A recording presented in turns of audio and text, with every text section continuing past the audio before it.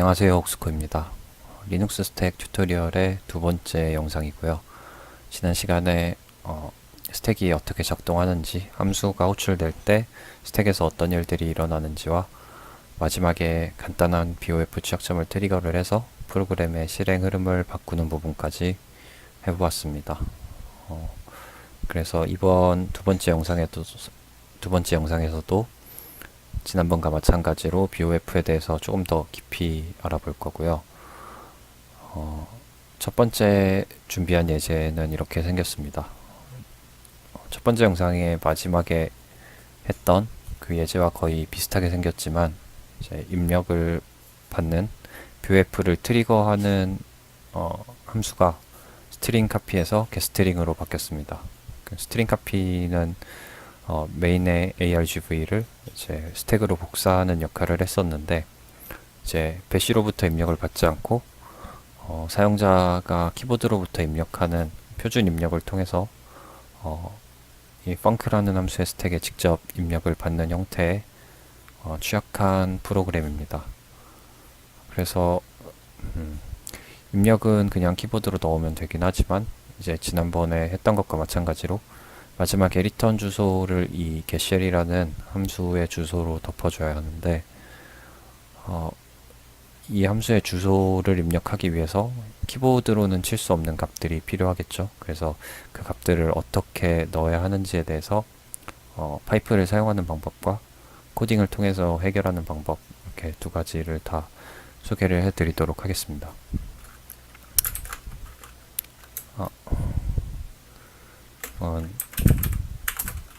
네, 우선 BOF1이라는 프로그램은 지금 컴파일이 되어 있는 상황이고요. GDB를 통해서 간단하게 디버깅만 하고 시작을 하도록 하겠습니다. 그래서 코드를 통해서 BOF가 일어나는 지점은 파악을 했기 때문에 바로 func 함수를 보겠습니다. 네, 입력값으로 EAX가 푸시가 되는데 입력 위치로 그 푸시되는 EAX가 EBP-0x18 주소를 가리키게 됩니다. 네. 그렇기 때문에 EBP까지 0x18개 그리고 SFP를 넘는 데까지 4개 해서 0x1C개의 이제 입력 이후에 리턴 주소가 위치를 하게 되는데요.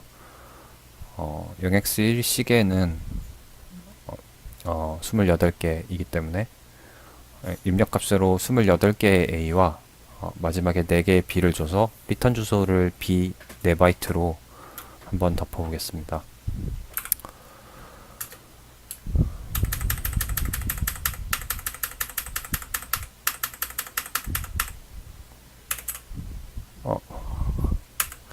지금 중간에 V가 하나 들어가서 이렇게 5, 6이 되긴 했는데 이렇게 제가 넣은 이제 B로 시작하는 4바이트가 리턴의 주소로 들어가서 이 부분을 실행하려다가 이제 세그멘테이션 펄트가 난 것을 확인을 하실 수 있고요. 레지스터를 봐도 이제 마지막에 A 4바이트가 SFP이기 때문에 live A에서 EBP로 들어갔고 마지막에 B VBB가 지금 EIP로 리턴 주소이기 때문에 리턴에 의해서 파비된 것을 확인하실 수 있습니다. 그럼 이제 이 마지막에 BBBB 대신에 getShell의 주소만 넣어주면 되겠는데요. getShell의 주소는 0804843B에 위치하고 있습니다.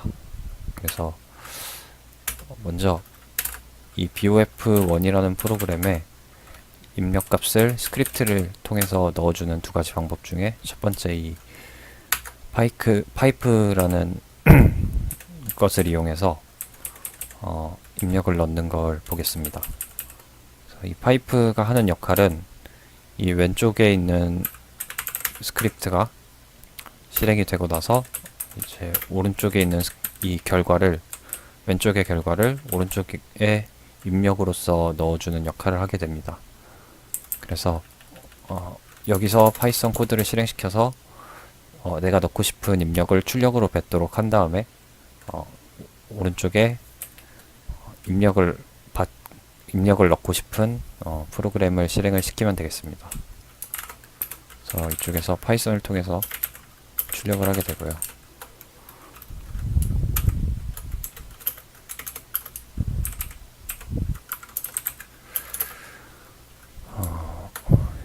영X 일시계의 A 다음에 이제 getShell의 주소를 넣어주겠습니다.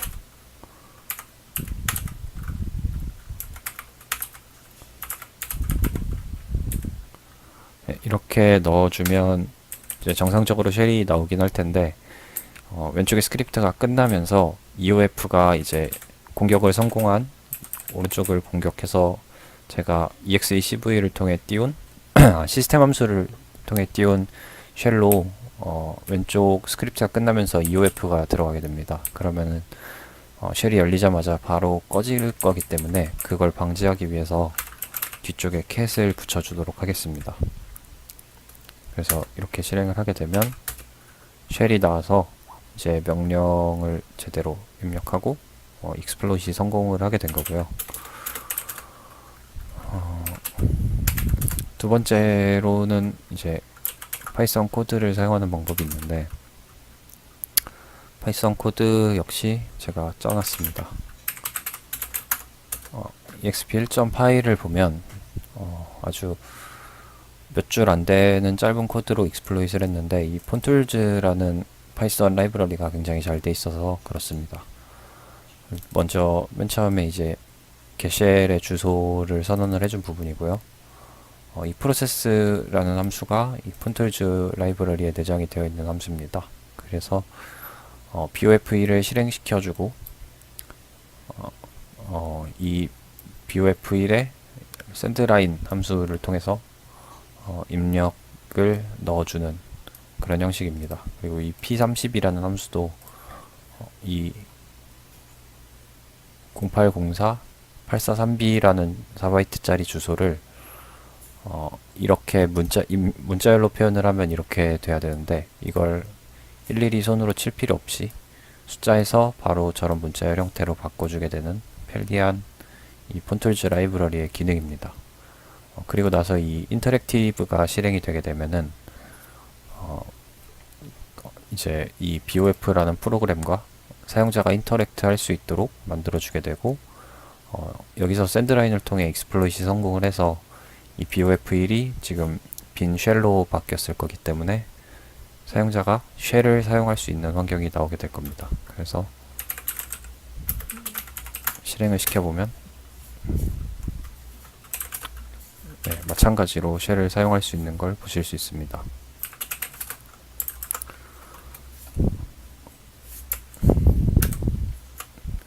네, 그래서 두 가지 방법을 소개를 해드렸고요. 프리 예시는 아까 방금 소개한 그 exp 1.5라는 코드입니다. 네, 그런데 보통 저희가 일반적으로 사용하는 프로그램에 이 BOF1과 같이 이런 getShell에 의해서 리턴 주소만 덮어주면 간단하게 띄워서 쉘을 얻을 수 있는 그런 코드가 존재하기가 쉽지가 않습니다. 그래서 이런 편리한 코드가 없을 때 어떻게 익스플로잇을 해서 쉘을 얻을 것이냐 라는 문제가 생기는데요. 이제 결론부터 얘기하자면 당연히 쉘 코드를 사용하는 방식을 소개를 해드릴 거고 이 BOF2를 공격하면서 저 getShell이라는 함수가 수행하는 기능을 그대로 수행할 수 있는 기계어 코드를 직접 만들어 보고 그걸 메모리 어딘가에 올려서 그 메모리로 점프를 해서 익스플로잇을 하는 실습을 해보겠습니다. 그리고 빌드 과정에서 이 -z exec 스택이라는 옵션이 추가가 되어야 되는데요. 스택의 실행 권한을 할당을 해주는 옵션입니다. 그래서 저희는 쉘코드 입력을 이 getString을 통해서 이 getString에 쉘코드를 집어넣어서 어떤 기계어 코드를 메모리 영역상의 스택 위치에 집어넣을 건데 그 스택을 요즘은 다 그 메모리를 보호하기 위해서 메모리 보호 기법의 일환으로 코드 영역이 아닌 영역에는 대부분 실행 권한을 할당을 하지 않습니다. 그래서 그 메모리 보호 기법을 해제해주기 위해서 EXEC 스택 옵션을 주게 되는 거고요. 또 ASLR에 대해서도 간단하게 설명을 드릴 건데, 여기 메모리 보호 기법에 대해서 설명을 해놓은 장표입니다. 그래서 방금 제가 말씀드린 코드 영역을 제외한 메모리 영역의 실행 권한을 제거하는 이런 NX라는 기법이 있고요. ASLR 같은 경우에는 제 메모리의 주소, 스택을 포함해서 여러 메모리의 주소를 랜덤하게 할당을 해서 그 쉘코드가 스택의 어떤 위치로 들어갔을 때 그 주소를 모르기 때문에 그 주소로 점프를 하기 어렵게 만드는, 물론 스택이 아니라 다른 어떤 메모리 영역이라도 많이 랜덤하게 할당을 하기 때문에 공격자가 이제 주소를 쉽게 알지 못하게 하는 기법이라고 생각을 하시면 될 것 같습니다. 그리고 완전한 랜덤은 아니고 이제 뭐 스택이 갑자기 힙 위로 막 올라간다든지 코드가 갑자기 메모리 중간 어딘가에 할당이 되어 있다든지 그런 식은 아니고 순서와 패턴을 어느 정도 유지하지만 메모리 주소상에 그 여유 공간이 굉장히 많기 때문에 그 부분을 이용해서 이제 랜더마이즈를 하지만 충분히 캐싱을 통해서 맞추기에는 어려울 만큼 랜더마이즈를 하게 됩니다. 그래서 이 부분을 해제하기 위해서는 이런 명령어를 사용하면 되고요. 보통은 이 커널에 randomize va 스페이스가 2로 설정이 되어 있습니다. 그러면 이제 ASLR이 설정이 된 상태고요. 0인 상태에서는 오프가 되는 상태입니다. 네, 그래서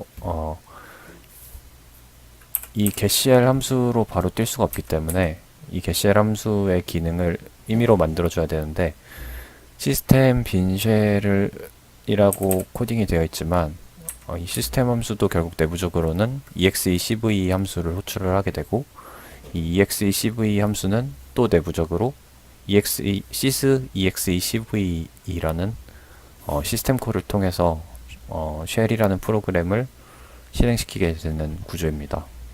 그래서 저희는 그 마지막에 sys execv 시스템 콜을 실행하는 부분만 복원을 하면 되기 때문에 그 부분에 대한 리눅스 32비트 시스템에 대한 이제 시스템 콜 테이블을 먼저 조사를 하고요.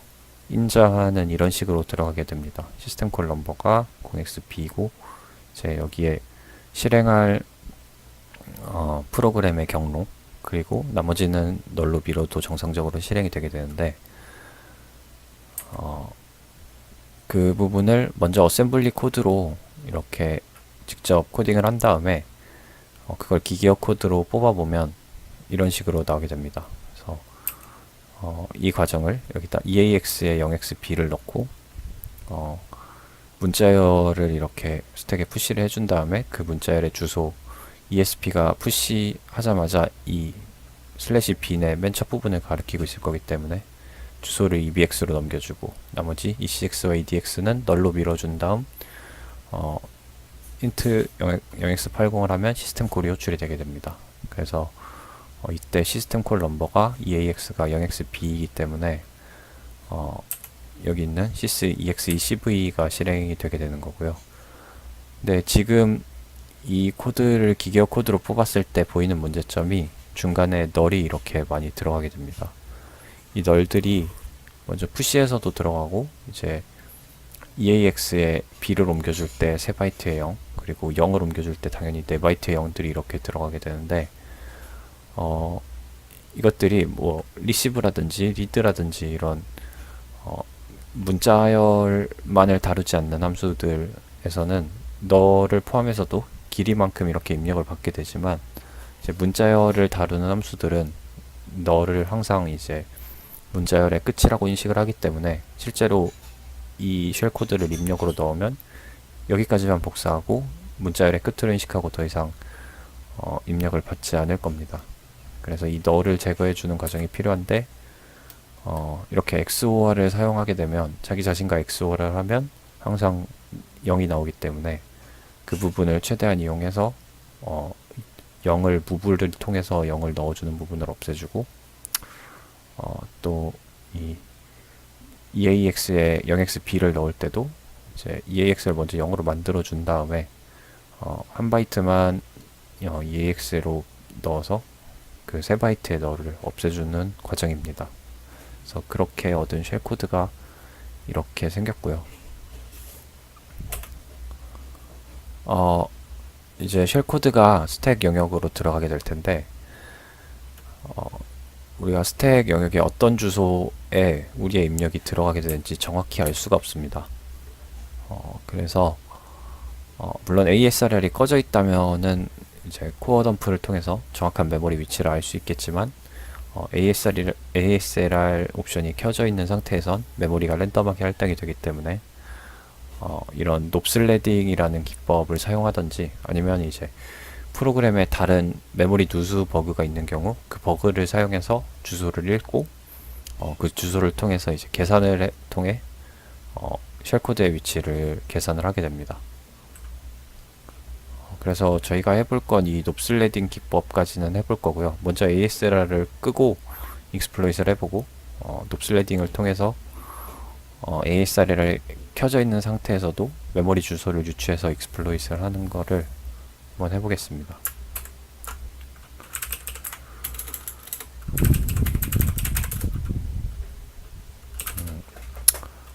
그래서 BOF2가 마찬가지로 여기 있고요. 익스플로잇 코드를 보면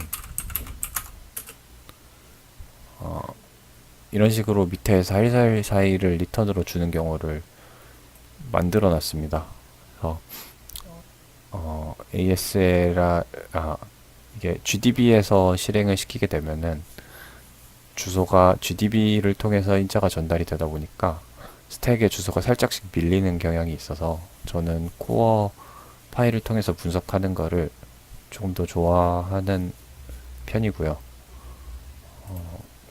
그래서 정확한 주소를 먼저 스택 주소를 알기 위해서 ASLR을 끄고 입력을 넣어서 크래시를 발생시키고, 그때 떨어지는 코어 파일을 통해서 어떤 주소에 우리의 쉘 코드가 할당이 되어 있는지 확인을 해보도록 하겠습니다. 먼저 코어 파일을 생성하기 위해서는 이 율리밋의 -c가 언리미티드로 설정이 되어 있어야 하고요. 그 다음에 코어 패턴이 존재하는데, 코어 패턴을 단순하게 코어로 해두시면 이제 실행되는 프로그램의 바로 그 경로에 이런 코어라는 파일이 떨어지게 됩니다. 그래서 지금 어떻게 되어 있는지 보면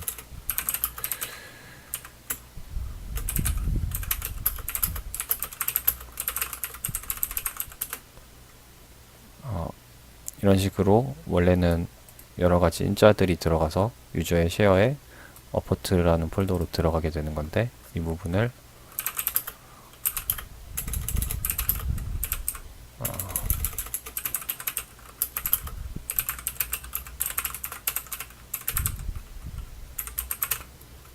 이렇게 해서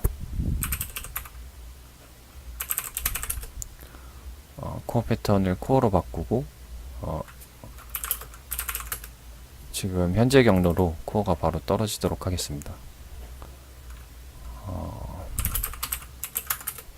그래서 exp 2.py에서 이제 리턴 주소를 제가 계산한 주소가 아니라 실제 모른다고 가정을 하고 41414로 넣었을 때 이제 세그멘테이션 폴트가 발생해서 코어 파일이 떨어지게 될 겁니다. 그리고 먼저 ASLR을 끄겠습니다. 아까 명령어에서 나온 대로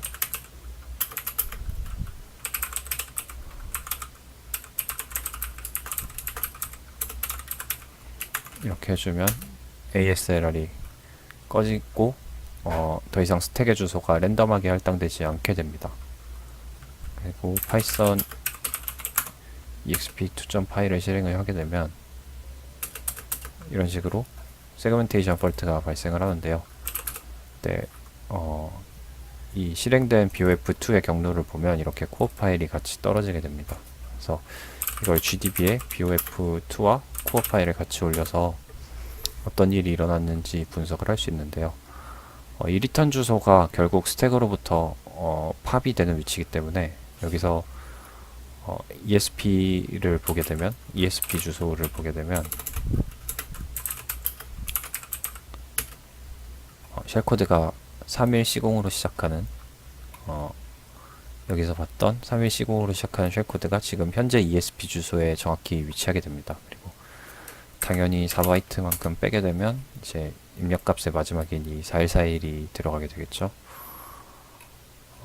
그렇게 되어 있고, 그래서 주소를 정확히 계산을 할 수 있게 됩니다. 이 31C0이 시작하는 주소를 정확히 BF, FF, F0, B0이라는 이 주소를 계산을 할 수 있기 때문에 이제 이 exp2.py에서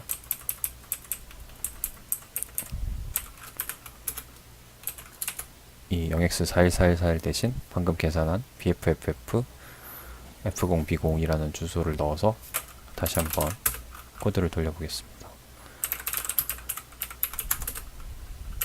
네, 이런 식으로 쉘이 정상적으로 뜨고요. 지금 코드가 상당히 긴데 제가 일부만 설명을 했거든요. 이 부분은 이제 ASLR이 이 커널의 randomize va 스페이스 파일을 읽어서 ASLR이 꺼져 있을 경우에 이 부분만 실행이 되게 되는 거고요. 이 ASLR이 켜져 있을 경우에는 이런 식으로 while 루프를 돌면서 브루트 포싱을 통해서 어쩌다 한번 저 위치에 쉘이 떨어지게 됐을 경우를 노려야 하는데 코드상으로 설명을 드리고 이게 브루트 포싱을 하는데 꽤 오랜 시간이 걸리기 때문에 하지만 원리 자체는 같습니다. 그래서 이 부분처럼 먼저 코어 덤프를 생성을 하고 그 스택이 존재할 만한 위치를 알아내고 그걸 통해서 익스를 하는 방법인데 이 부분이 조금 다릅니다. 그래서 0x90이 지금 5000개만큼 이 리턴과 쉘코드 사이에 여기서 메모리상에서는 리턴이 끝나고 바로 쉘코드가 이렇게 나왔지만 이제 중간에 이 노비라는 코드를 섞어줌으로써 이 주소에 이 정확한 주소가 아니더라도 한 5000바이트 정도의 여유를 두게 되는 겁니다. 그래서 이 노비라는 0x90이라는 코드가 정확히 하는 일은 아무 역할도 하지 않고 레지스터나 메모리나 어떠한 영향도 미치지 않고 이제 RIP 레지스터, EIP 레지스터만 다음 한 바이트로 넘어가는 그런 기능을 하게 됩니다. 그렇기 때문에 저희가 변조할 수 있는 메모리 영역이 크다고 하면 그 메모리 영역에 이렇게 놉을 충분히 채워놓고 그 중에 그 가운데 주소 중에 아무데나 실행을 하게 되면 이 놉이라는 게 프로그램 실행에 별다른 영향을 미치지 않기 때문에 이 놉을 타고 쭉 실행된 후 마지막에 끝부분에 있는 쉘코드를 실행하는 방식으로 메모리 주소를 개싱할 때 이렇게 어떤 완충지대를 줄 수 있는 그런 역할을 하는 코드입니다. 네. 그래서 ASLR을 키고 나서 스택의 주소를 개싱을 해서 개싱한 주소의 스택이 위치할 때까지 약간의 놉슬레딩을 통해서 완충지대를 두고 그 부분에 쉘코드가 있기를 바라면서 실행시키는 예제를 설명을 드리고 있었는데요. 이게 브루트 포싱을 하는데 시간이 꽤 걸리기 때문에 편집을 통해서 뒤쪽에 붙이고 결국 이렇게 계속해서 실행을 하다 보면 주소가 맞게 돼서 쉘코드 영역이 실행이 되게 되고 이렇게 쉘을 얻을 수 있다는 것을 보여드리기 위해서 영상을 좀 추가로 찍었습니다. 그리고 앞에 부분에서 제가 실수를 살짝 했는데 지금 이 exp2.py 밑에 여기 브레이크 문이 하나가 들어있었습니다. 근데 그 부분은 이제 자 이거를 통해서 코어 덤프를 얻으려고 했을 때 이 while 루프가 굉장히 좀 거슬려서 그냥 브레이크를 바로 만들어준 부분이고요. 실제로 이제 브루트 포싱을 하려면 그 브레이크 문이 당연히 있으면 안 되겠죠. 그래서 우선 이번 시간에는 메모리 보호 기법 두 가지, ASLR과 NX 메모리 보호 기법, 그리고 스탠다드 인풋을 통해서 입력을 집어넣는 거, 그리고 롭슬레딩을 통해서 이 ASLR을 우회하는 것과 쉘코드, 이제 NX 기법이 없는 경우 쉘코드를 통해서 이런 프로그램들을 BOF가 일어나는 프로그램들을 공격하는 예제에 대해서 다뤄봤습니다. 다음 영상에서는 이제 RTL이라는 기법과 ROP라는 기법에 대해서 한번 설명을 해보도록 하겠습니다. 감사합니다.